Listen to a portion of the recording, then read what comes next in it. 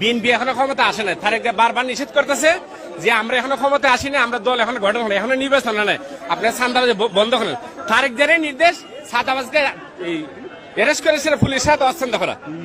এই এলাকাটা লুটতে হচ্ছে সাধারণ মানুষ সারাদিনে কত 1000, 2000 না 3000 বেচছে, এরা 500 টাকা কিভাবে চাঁদা দেয়? ইনকাম হচ্ছে কয় টাকা? এরা গরিব মানুষের রক্ত শুষছে, এরা খাইতেছে। এরা খুব ডেঞ্জারাস লোক, এরা ক্ষমতা আইলে কি করবো?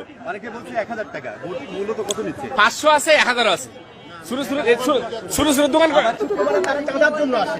আপনারা যেহেতু পুলিশ বক্সে দায়িত্ব পালন করেন, আপনাদের চোখে কি এটিকে পড়ে নাই বা দেখেন না এর আগে? না, আমি যেটা বললাম যে রেগুলার তো এখানে ডিউটি আছে না, আমি তো অনেকদিন পরে আজকে শুক্রবারে ডিউটি আসছে। হ্যাঁ, আর এই ধরনের কোনো কিছু এখানে শুনি নাই আর দেখিও নাই। আমি আজকে দেখলাম